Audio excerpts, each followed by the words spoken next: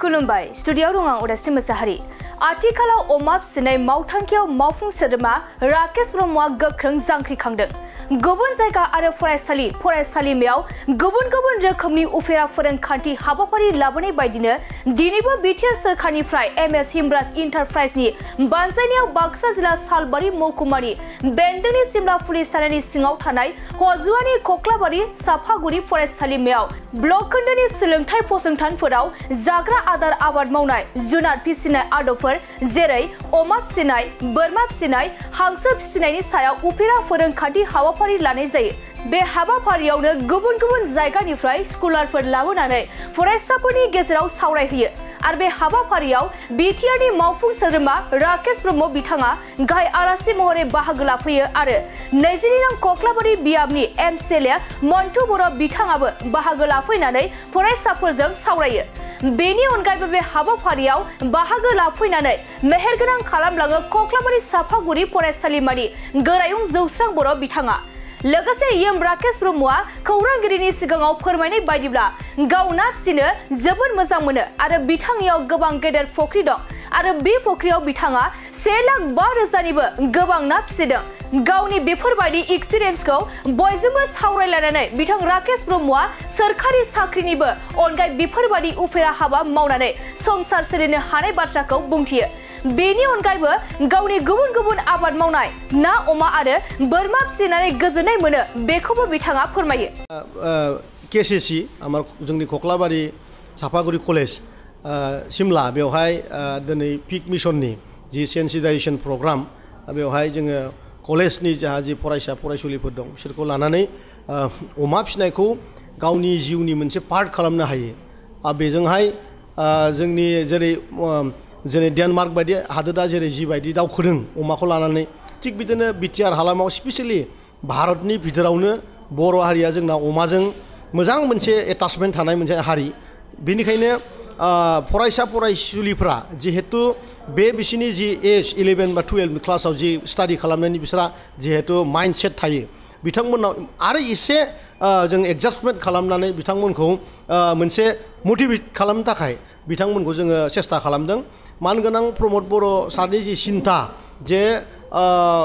economic जि grow' आप खालामनायाव BTR हालामाव specially pick मिशना बिराद गिदिर गोहोम खोलैगोन बे सिन्ताधाराखौ लानानै समग्र बिटिआरनि मोनबा डिस्ट्रिक्टआव जेसेबां माने कलेजफोर दङ बे कलेजाव बे प्रग्रामा सोलिगासिनो दं आरोखि जोंथ' नुदों लाइमोनफ्रा जोबोद एग्रेसिभ चिरां डिस्ट्रिक्ट आरो उदालगुरि डिस्ट्रिक्टआव बे बाराव स्पेसियेलि उदालगुरियाव 20 कौटि रां बिथांमोना अमा फिसिनानै आरोबाव माने जोंनि जे बेंकफ्राव बिथांमोना फैसा करस्पन्डेन्ट खालामनो हादों आरो बेनिफ्राय मोनसे खोथाया क्लियार जुदि मोनसे डिस्ट्रिक्टआव 20 कौटि पार इयार जुदि अमा फिसिनानै अमा दाननानै बे माने माबाखौ एक्सचेन्ज जुदि खालामनो हादों बेयो बेलेग डिस्ट्रिक्टआव जुदि जानांगौबा बे मोनसे समाव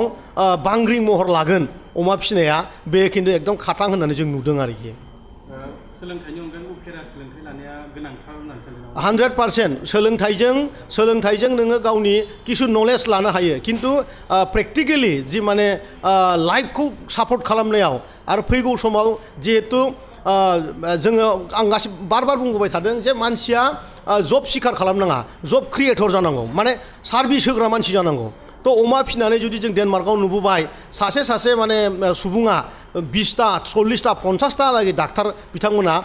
भेटेनारि डाक्टार बिथांमोना फिसिनानै दोनो थाउजेन्ड माने अमा बिथांमोना फियो दा गतिके बेजोंहाय बिथांमोननि जि इक'नमिक जि माने ग्र' माने हादोरनि बे माने मालाय देशनिफ्राय खम नङा गतिके बिटिआरआव जोङो जिहेतु बिराद मोनसे पटेन्सियेल अमाखौ जोङो थोरसियावनो जों एखेलेगे ओंखाम जायो जोंनि आइ आंनि बाबा आंनि गासिबो जोंनि रायजो राजाया गतिके जोङो एकदम क्लियार काट नुदों अमा फिसिनांगौ आरो गोबां रां खामायनांगौ आङो एक्सुवेलि बिराद इन्ट्रेस्ट आरो जोंनि मानगोनां प्रमद बर' सारा गोदो जिहेतु दुलाराय बर' फरायसा आफादाव थानाय समावनो बिथाङा अमा फिसियोमोन आरो दिनैबो खोब इन्टारेस्टिं जोंनि मानगोनां जि दुलाराय बर' फरायसानि आफादगिरि दिपेन बर' बिथाङा बेहाबो दिनैबो 300निबो बारा अमा दङ बेनिफ्राय बिनिफ्राय मा मोनसे खोथाखौ बुजायदों जे जोङो अमा फिसिनायाव जोंहा बेसेबां इन्टारेस्ट बेवहाय आब' बा आइल' नङा बेवहाय जे जोंनि लाइमोनफ्राबो जोंनि सेंग्रा सिख्लाफ्राबो बेसेबां इन्टारेस्ट बेखौ जों बेयाव नुदों आरो खोनाबाय सिमला ओनसोलावबो दाहालागै 6 जन माने 7 सुबुङा ओरैबायदि मोजां अमा फिदों बिथांमोना 200निबो बारा अमा दङ आरो बिथांमोननो जोङो पिग मिशननिफ्राय अलरेडि पिगलेटनि एडभान्स पेमेन्ट जोङो 2 लाख थाखा खरि जों होखांबाय अलरेडि नोंथांनि एक्सपिरियेन्सखौ मिथिनो लुबैबाय जों माबायदि फोरमायगोन आंथ' सासे मोजां फार्मार्स आङो हयथ' अमा फियाखै खिन्थु आङो सासे बिराद माने ना फिग्रा सुबुं बे बाराव आङो 1 लाखनिबो बारा ना कमन काट होदों आरो 1 लाखनिबो बारा आं रुपसान्दा ना फिदों दिनै आंनि फिसारियाव थाङोबा माने लाख नानि मोनसे मोनसे